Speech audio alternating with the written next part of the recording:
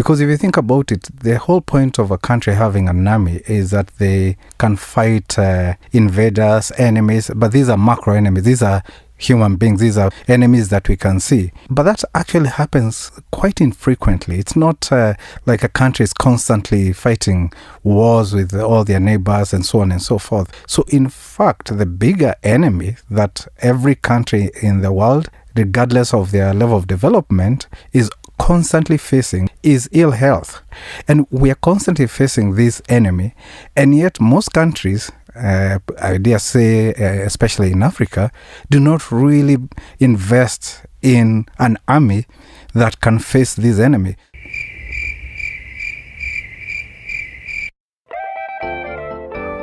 Hi, my name is Juliette, and I'm the creator and host of Connecting the Dots podcast. I love ideas and problem solving, and my career in communications has led me down a path of curiosity. Why we do what we do, how we tell better stories, and how African scientists solve everyday problems. Join me on this enlightening and entertaining exploration of African science like you've never experienced before. Get ready to laugh, learn, and be inspired. I'm joined by Sam Kinyanjui. Sam Kinyanjui has had an illustrious career with 20 years of malaria research under his belt and over a decade leading the successful training and capacity building at the Kenya Medical Research Institute Wellcome Trust program in Kilifi. He is passionate about developing the capacity for health research in Africa and has overseen hundreds of masters and PhD African researchers training since 2008. And Sam, I dare say that I am part of that statistics. Karibu, welcome. Okay, thank you very much, Juliette. And it's a real pleasure to have a conversation with you. And as you say, of course, real pleasure, the fact that you were part of the pipeline that I've been part of developing. Okay, so let's go back, your illustrious career. Yeah. I want you to talk about yourself. You know, let's get to know the man, Sam Kinyanjui. You know, just give us some background about who you are as a young boy growing up, what led you into research, and then now into churning out hundreds, and we're hoping it will be thousands and very quickly. In terms of your contribution to science. So just a little bit about your background. Good, yeah. So actually, I grew up in a place called Kawangware in Nairobi. This is for those who obviously don't know. Nairobi and Kenya is a slum or a informal settlement. But it wasn't back in the days. It was still an informal settlement. Oh, was it? Yes. This was back what, in the 60s, 70s? I'm not that old, surely. Well, in the 70s. And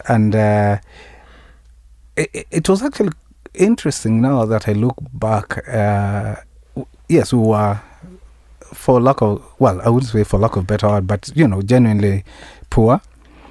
But at the same time, there was a lot of, and this, when people look at slums, they don't imagine you can be happy. You have connections, you have relatives, you have friends. So in that sense, I wouldn't say an unhappy. I think quite a happy. You're in a community feel. Yeah, a lot. You have your community, you're connecting with your relatives. Extended family. I had probably one of the only, and looking back, it feels sad, but then it wasn't, is that my mom had systemic lupus and was actually bedridden for long periods of time. Sometimes she would be bedridden for about 4 or 5 years. So, for example, from 76 basically to 88, she was bedridden, sort of to the extent that someone has to help with bed patterns and that sort of thing. So I grew up with her there. And of course, I guess that also shapes one's view on health and on the desire to solve some of the challenges that we face in the country. And then when I finished, and actually when I was just doing my project, my undergraduate project, I happened to have gone to a library near Kenyatta Hospital. That's the largest hospital in Kenya. There's a lab, and in the region, right? There was a lab. There was a library there, which had been set up by Wellcome Trust. Yeah. At that point, Wellcome Trust was doing research directly. There were Wellcome laboratories, and met a guy who had been my classmate in A-levels, and he said, "Oh, I'm working just around here. Do you want to come and visit our labs?" I went over, visited the labs. I met the director of the labs then, Bill Watkins, who I think you might have also met by the time you joined, and a couple of other people.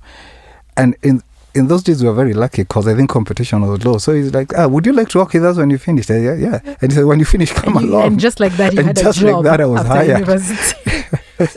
So most countries, if not all countries in the world, have armies that are frequently trained and equipped and kept ready in case of physical conflict. So it goes without saying, in a potential outbreak of a health pandemic, as we saw with the COVID-19 virus, it is important, in addition to the healthcare workforce, that researchers who come up with solutions to existing problems are also trained, equipped, and ready to address any looming health problem. Tell us a little bit about what you've had to do in terms of increasing the numbers of African researchers on the continent, and why for you're so passionate and it's something that you've been doing for the last 3 decades. Thank you. And I'm actually really happy that you've used the analogy or the example of an army, because if you think about it, the whole point of a country having an army is that they can fight invaders, enemies, but these are macro enemies. These are human beings. These are enemies that we can see. But that actually happens quite infrequently. It's not like a country is constantly fighting wars with all their neighbors and so on and so forth. So in fact, the bigger enemy that every country in the world, regardless of their level of development, is constantly facing is ill health. And I say ill health because it ranges from your typical diseases to mental health to other conditions, malnutrition and all that. And we are constantly facing this enemy.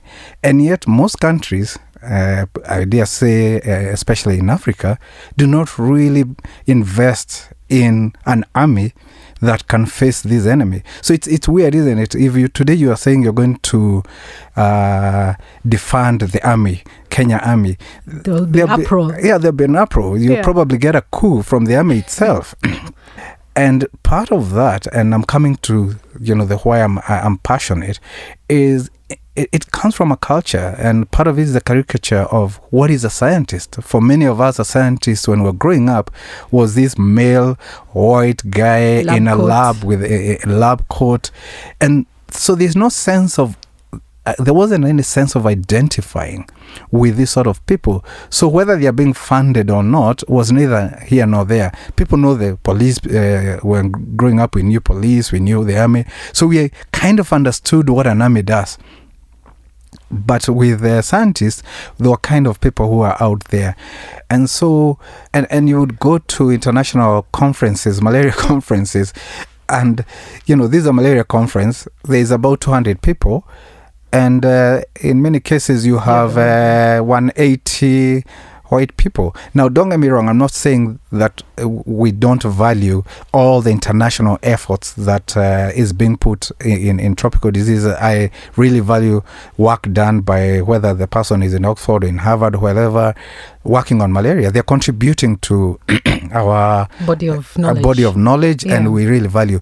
But nonetheless, there's something not right when you enter a room discussing a problem that is in Africa, but that room is full of people who are not from Africa. So which African scientist inspires you in terms of the work that they're doing? Yeah. And who are they, what are they doing, and in what field? So let me start with Amina Abubakar, Professor Amina Abubakar. She's at the Institute of Human Development at Aga Khan University here in Nairobi.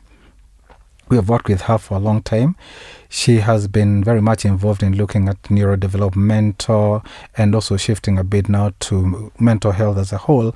And the reason she's quite inspiring is that when she started and when that sort of work was starting, there were no tools for measuring all these developmental milestones and neurocognitive development in Africa. So the tools were there, but they were all based on Western Northern populations. And she's been very instrumental in developing tools that are now being used across Africa in neurodevelopmental and neurocognitive research. And so this is like brain development in brain young development, children. yes, exactly. Yeah. And growth and achieving intellectual milestones. Yeah. Yeah. So the second person is Professor Dickson Chibanda down in Zambia, in Zimbabwe. And the work he's doing is really interesting because you see, there's always been this conversation about embedding African knowledge in health intervention. Yeah, so it's not just good enough to say we have to use this knowledge because it's African, because our great grandfather used to use it.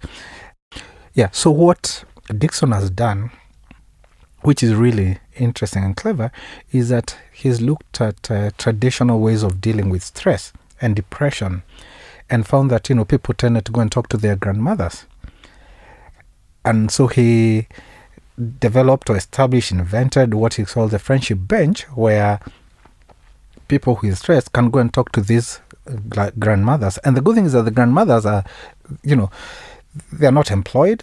It gives them a sense of value, but also they are experienced and they're not judgmental. And what he has found is that it's actually, for some conditions, having done a proper clinical trials, just as you do with any other intervention, it's as efficacious as pharmacological intervention, medical giving people medicine, if I may put it that way. And it has been adopted now across quite, I don't know what the current number is now, but across a very large number of countries, and has had very big impact on mental health. And I remember reading, actually, it's funny you've mentioned the friendship bench. I remember reading an article that it was endorsed by Prince William. Yeah, and even in New York, I think they were running it. Yeah. I mean, and for me, I like it because, one, you have an efficacious or something that works, treatment that works, in quote, if you may call it treatment, but also it demonstrates how to incorporate African knowledge into our day-to-day clinical work, but in a way which meets international, both local, African and international standards. Yeah. So he's not just saying this works because I'm African and it's African, therefore we must adopt it. He's saying this works because we can demonstrate clearly that it works. So I think that's really cool. I mean, we recently had and hosted Moses Alobo, who champions health innovations on the continent. Yeah. So by way of an health innovation that has left the continent and made a mark globally, this is such a good and an ideal intervention, especially when it comes to mental health, which is such a big issue. Yeah. So I've started in East Africa. I've gone to Southern Africa. So let me also maybe mention West Africa, where there's Professor Gordon Awandare. He's the Vice Provost of the University of Ghana, Legon. He's also a really good scientist, and he's been working a lot in the malaria area. And during COVID, he was really a very key part of Ghana's response to COVID. But in his case, what I want to highlight, in addition to the good science that he's doing, is how he's managed to develop a really good center of excellence within a local university. And again, I'm not saying that there are no other universities with good research groups within them, but there are not that many in Africa. And it's just a fact. I'm not trying to demean our universities, but it's a fact that many of our universities are not doing very well.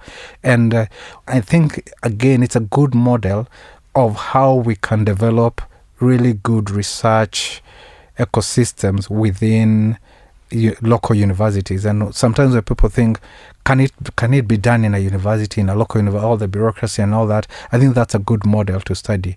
So looking at those three as examples of innovative and also people who are impacting on the African research and innovation. Sam, if you were not a scientist, what would you be doing?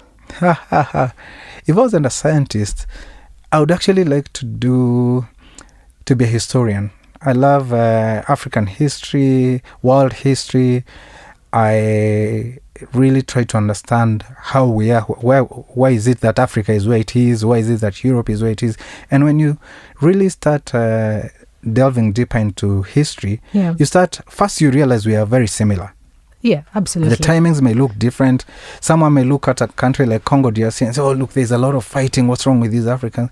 If you went 60, 70, 80 years ago in Europe, they were fighting. We are talking about people who are still alive. Right. They were fighting. Yeah. If you look at the Balkan states, which after the breakdown of the Soviet Union, so I'm talking of Croatia, Macedonia, Serbia. These guys, it's only 20 years ago. They were having major tribal fights. I know people will not like us saying that, but they were basically tribal fights. They may call them nations in quote. Yeah. And so when you start looking at that sort of history, you realize Africans, we are not different. We are not worse or better, or we're just going through history as it were, and we have to deal with what we have as it is. If you see what I mean. An ecosystem. Sam, what's been your high and low in your career? I wouldn't say a single one. I wouldn't say I feel that I've had one major big low, but I would say probably the lows come where I've applied for funding and you're so quite confident that you've put in the best that you can. You have strong credentials together with the co-applicants, and then you don't get the funding. And at times you look at the reviewers' comments, and we all do this. You're there just feeling like this reviewer didn't understand what. I'm not even sure what they're on about. Of course, later on, as you look back, you think, I could have strengthened our proposal in a different way based on the feedback. Yeah. But you do go through quite a bit of a low when you have failed to get funding. Does that happen quite a bit, or just few instances? Few instances. Okay. I don't want to sound immodest, but I have been fairly lucky in terms of getting really good grants. Yeah. But I've also had my downs when I failed to get grants where we thought we would get them. And how much would you say in the range of maybe US dollars are the ones you've gotten and the ones you've lost? Okay, so currently as a primary recipient, so what in our terms we call a principal investigator, like the lead investigator. Yeah. I have raised about $42 million.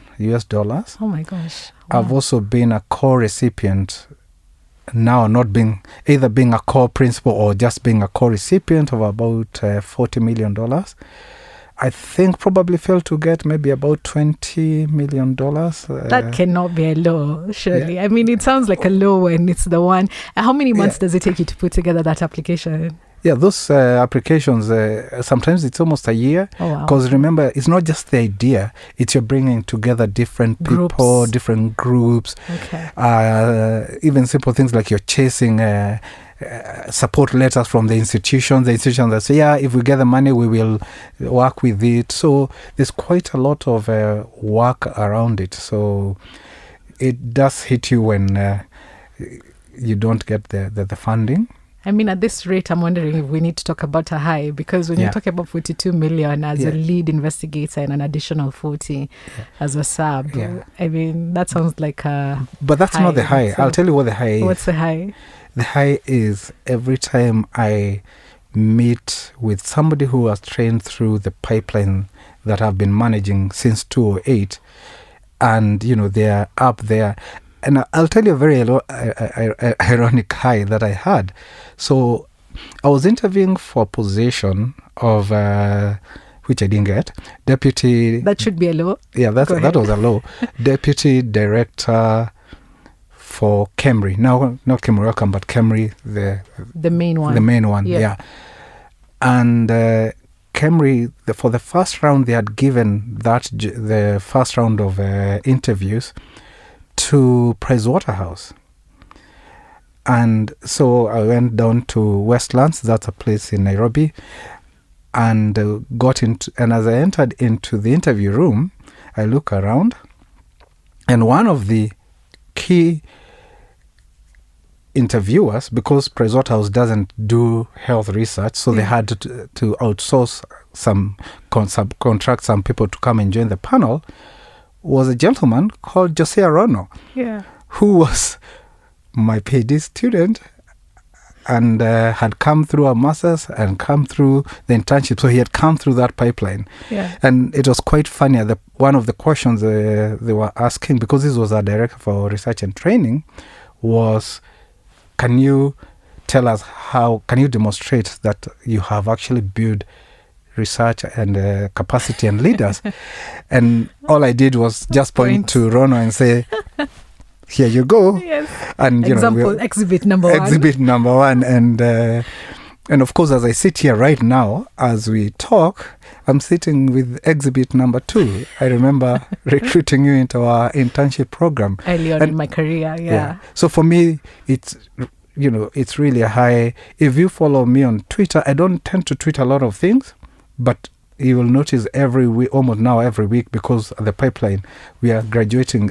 You'll notice I tweet, it's normally, congratulations, Dr. So-and-so, on your successful defense. Yes. For me, that's a high. Just in general, if you look at our world today, what is the future? What do you feel that as humanity we have to look forward to? So first, I must say, the last few years have taught me that it's very hard to predict how the world will go. In fact, the first one was when Brexit happened. Absolutely. You think, they're going to kind of vote and to scare the European Union, just to say, look, you need to listen to us. We could leave. And we woke up and they had actually left. And a lot of my colleagues who, I think a lot of the scientists that I know were obviously Remainers. They understood the whole global implication. They were shocked. Like, we left. We thought it was a joke. And the next one, and I don't have to apologize, is I never thought Trump could be... You might be looking at a Trump presidency, by the way, another one. And I'm not American, so someone might say I don't have skin in the game. What's my business? But it did have impact on science, on misinformation, and this sort of thing. But, you look at Trump and you think he can't be elected. And he's elected. And the third one is that we grew up watching these movies where there would be a town would be hit by a dangerous disease, and then there would be all containment, and there would be even discussions about blowing up that town so that it doesn't spread. And it was the movies. And suddenly in 2019, 2020, it happened. And it wasn't just at a movie level, it was at a global scale. So you really never know. Having said that, I think there's some exciting things coming through. For example, I think AI is really exciting, and what we can do with AI is going to be really exciting.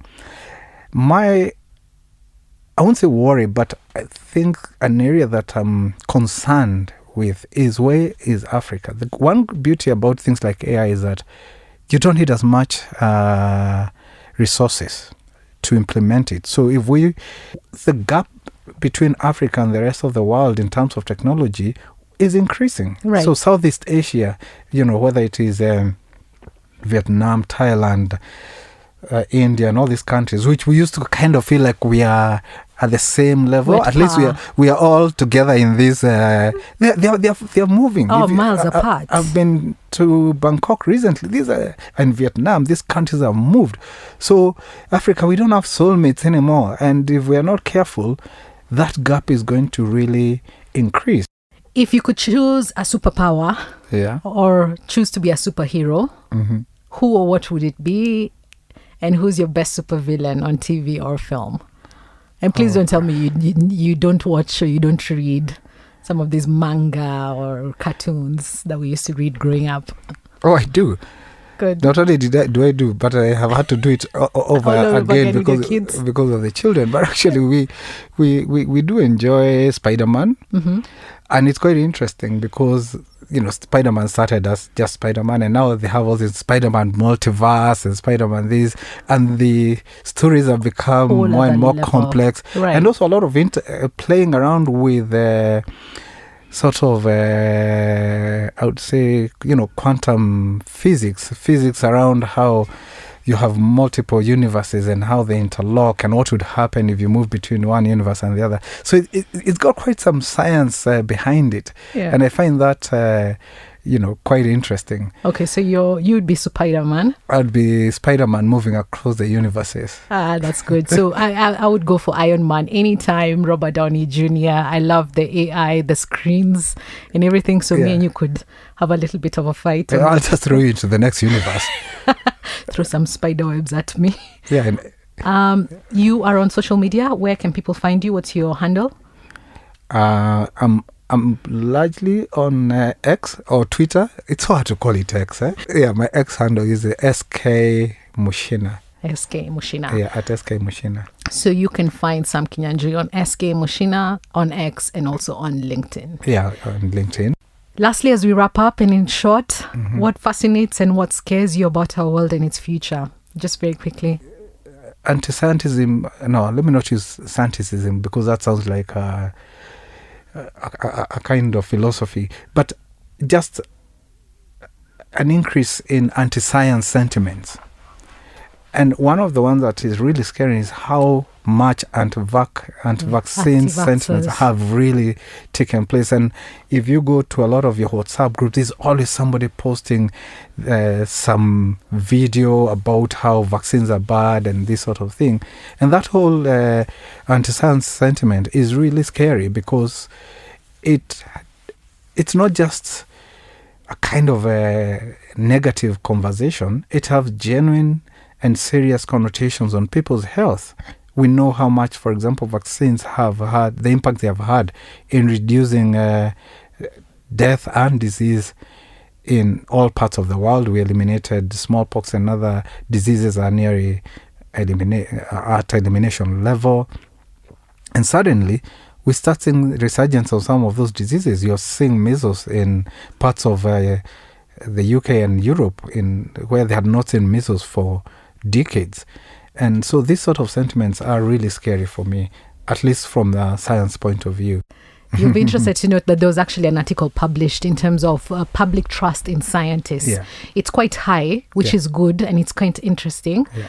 If you think about COVID vaccine and how much we saw people's not keenness to be vaccinated, but you're right, anti-vaxxers, they're the loudest, and people often forget that it's due to science that we've made a lot of progress globally. Yeah. I mean, it's ironic, all these people post all this anti-vac and anti-science the memes and everything on mobile phones.